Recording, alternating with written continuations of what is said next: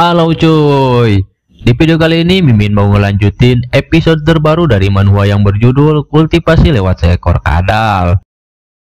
Buat kalian yang lupa dengan episode sebelumnya atau yang belum nonton ceritanya dari awal, kalian bisa tonton dulu di videonya yang ada di playlist cuy. Tapi sebelum lanjut, seperti biasa jangan lupa sediain kopi cuy, biar kalian gak ngantuk. Dan buat kalian yang mau traktir Mimin kopi, kalian bisa klik link Saweria yang ada di deskripsi video cuy. Oke, tanpa berlama-lama lagi kita mulai ceritanya. Login. Scene diawali dengan diperlihatkan si pria songong yang terus memprovokasi Chenchu dengan berkata, "Apa kau serius ingin memukul aku yang hanya seorang pemuda bersemangat dan hanya bisa berbicara?" Kemudian Chenchu dengan penuh semangat mengepalkan tangannya dan berkata kepada si pelayan, "Apakah tokonya mempunyai CCTV?" Kemudian terlihatlah si wanita itu mencabut colokan dari CCTV tersebut. Rupanya si wanita ini mengerti dengan apa yang dimaksud oleh Chenchu. Dan si wanita itu berakting dengan berpura-pura bahwa kamera CCTV-nya rusak. Kemudian terlihatlah ekspresi wajah jahat Chenchu yang sudah tidak sabar untuk menghajar si pria songong tadi. Sontak membuat si pria songong itu pun memasang ekspresi konyol dengan penuh rasa ketakutan. Dan ya, begitulah endingnya cuy. Si Chenchu cuman bermain saja dengan si pria songong itu. Kalau Chenchu serius sih bisa mokat tuh si songong. Kemudian Chenchu merasa terhibur karena menurutnya ada-ada saja orang yang ingin dipukul. Setelah itu Chenchu kembali ke gudang miliknya. Chenchu yang sedang tiduran di sofa sambil memainkan skill lightningnya berpikir bahwa hidup manusia yang hanya berlangsung kurang dari 100 tahun hanyalah sekejap jika dibandingkan dengan rentang kehidupan sebuah binatang. Kemudian Chenchu bertekad bahwa pada suatu hari dia akan menembus batas kehidupan dan kematian. Keesokan harinya terlihat Chenchu beserta Leng Yue yang bersiap untuk bepergian. Chenchu menyuruh Leng Yue untuk mempelajari buku akuntansi karena Chenchu akan mempromosikan Leng Yue untuk menangani keuangan perusahaan dan Chenchu janji akan menaikkan gajinya. "Baik bos," ucap Leng Yue yang sangat malu dan tidak menyangka. Kemudian Leng Yue bertanya tentang tujuannya hari ini. Sambil bersiap membuka pintu mobil, Chenchu menjawab bahwa dia akan menjual beberapa barang. Kemudian terlihatlah seseorang pria yang sedang memperkenalkan namanya yang bernama Gao. Dan Gao juga yang memiliki toko barang antik ini. Dan yang sedang mengobrol dengan Gao adalah Chenchu. Chenchu pun berkata kepada Gao untuk membantu Chenchu untuk memperkirakan berapa nilai barang yang dia bawa. Kemudian terlihatlah sebuah piring yang berkilau di dalam kotak yang dibawa Chenchu tadi. Sambil mengamati piring tersebut, Gao mencium bau asin air laut. Menurutnya piring ini baru saja ditemukan. Setelah menilai piring itu, Gao berkata bahwa piring ini asli, namun sangat disayangkan Chenchu hanya membawanya satu karena piring ini seharusnya ada satu set, dan karena itu harganya juga akan berkurang. Chenchu yang mendengar hal itu langsung kaget dan merasa sangat kecewa.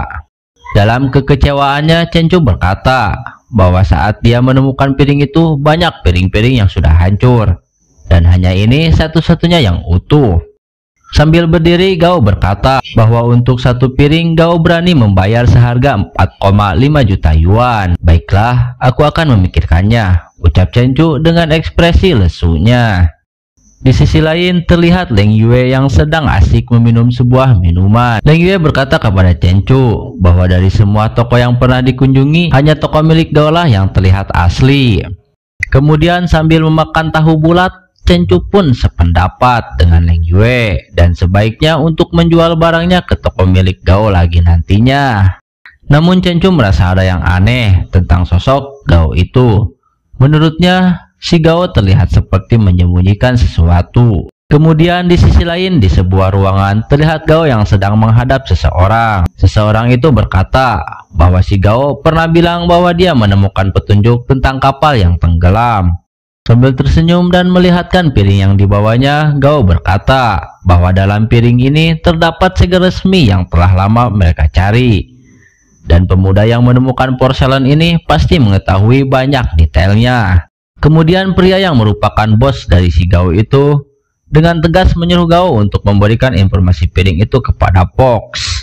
Dan bos itu juga mengancam kepada Gao untuk mencari informasi tentang Chenchu dalam waktu setengah jam. Tidak butuh waktu lama, dalam beberapa menit saja Gao sudah mendapatkan informasi tentang Chenchu. Kemudian memberitahukan kepada bosnya bahwa Chenchu adalah seorang mahasiswa biasa yang tiba-tiba membeli sebuah mobil mewah dan pergi ke luar negeri bersama Li Tianrui. Kemudian Gao mempertanyakan apakah mereka harus bekerja sama dengan si Chenchu itu.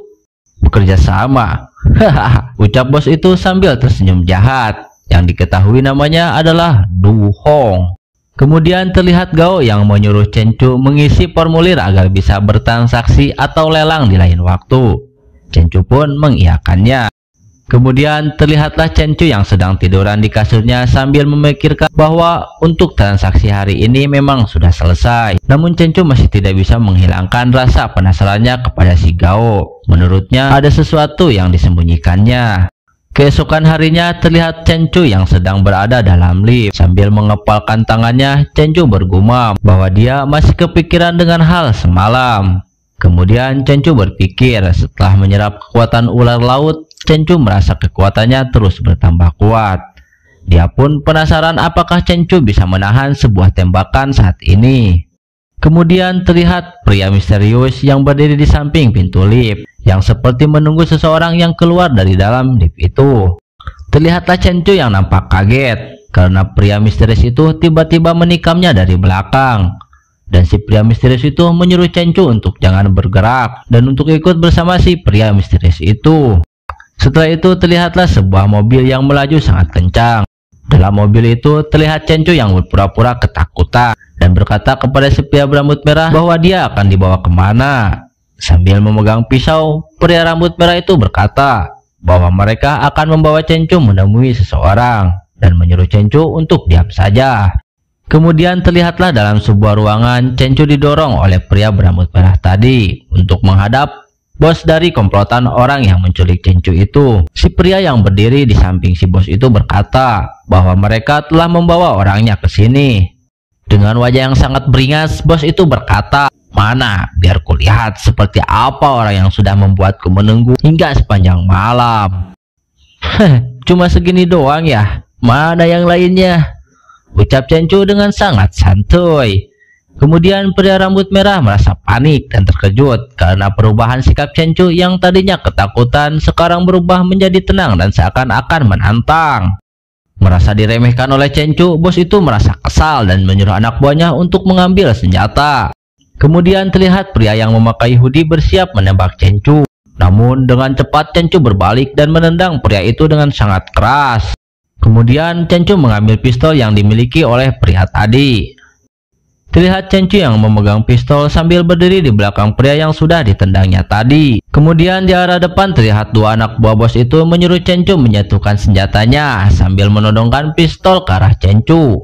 Dengan penuh rasa percaya diri, si bos itu berkata bahwa Chenchu hanya memiliki satu senjata dan pelurunya sisa satu, dan mengancam Chenchu bahwa Chenchu sudah dikepung oleh mereka. Namun alih-alih takut, dengan gagah Chenchu berkata, "Kalian belum paham juga ya, yang sebenarnya diburu adalah kalian, bukanlah aku."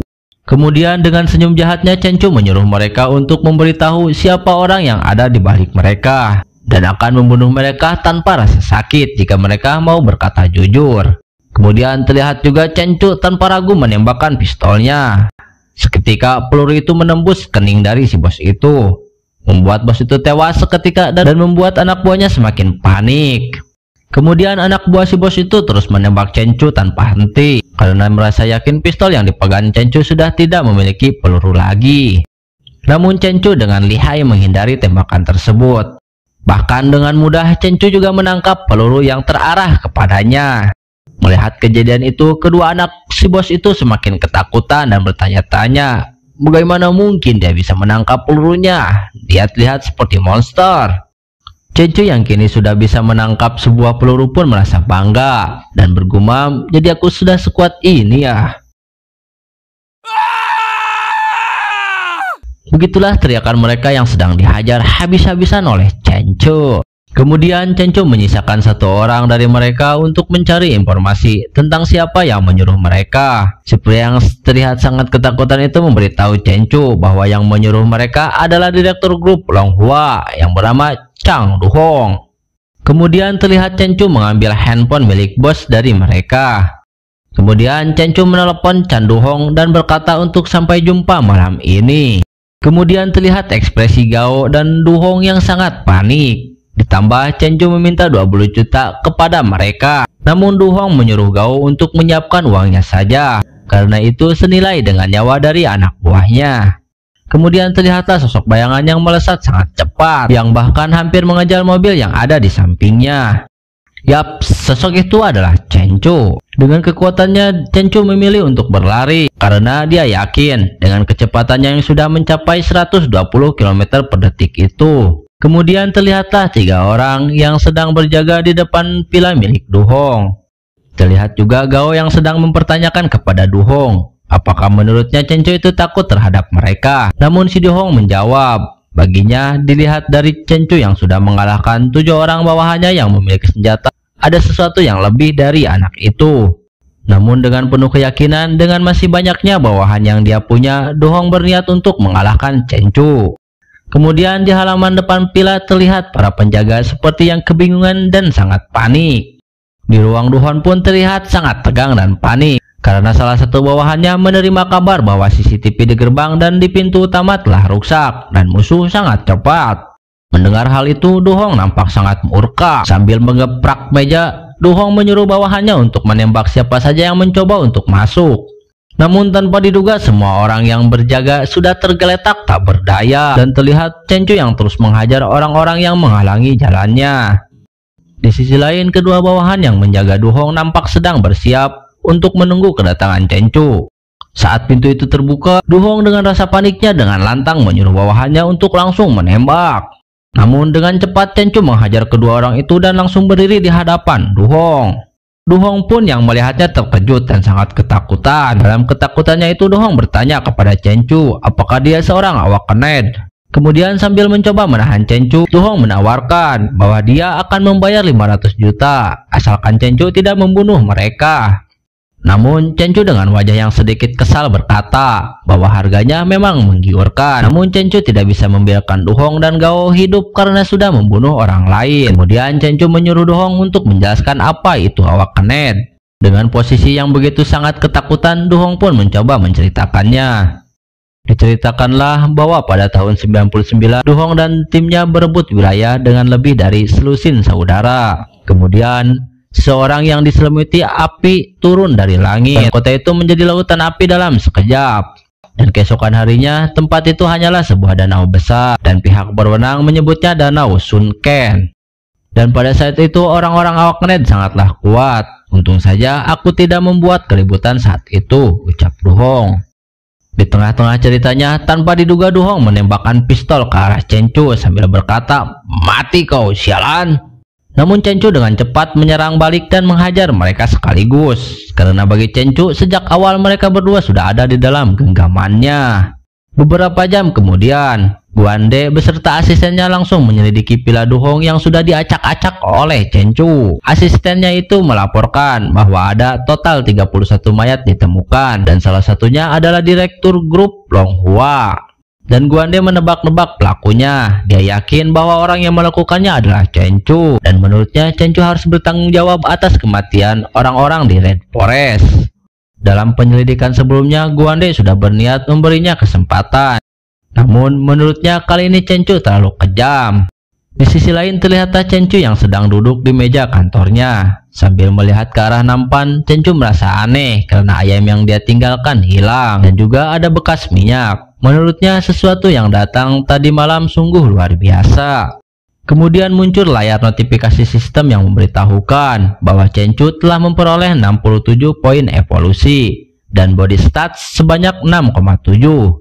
Itu dikarenakan kadal milik Chenchu yang terus berburu ikan. Dalam perburuannya, kadal milik Chenchu melihat ke arah bawah. Menurutnya masih ada banyak lagi di bawah sana. Kemudian di kedalaman 1200 di bawah permukaan laut, kadal milik Cencu melihat ada sebuah gunung berapi yang masih aktif dan tekanannya menjadi agak sulit untuk ditahan.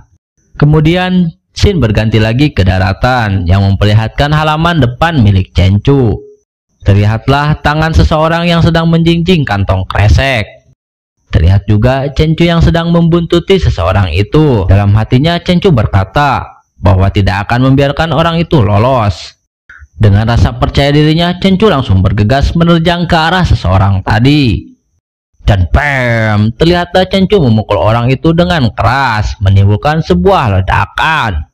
Namun Cencu sangat terkejut karena orang yang dia hajar menghilang. Cencu pun bertanya-tanya tentang kekuatan macam apa yang digunakan orang itu. Apakah celah dimensi atau jalan menuju dunia lain? Kemudian di tengah-tengah lamunannya Cencu dikagetkan oleh layar notifikasi yang memberitahukan bahwa tubuh Cencu sedang dirusak oleh energi yang tercemar.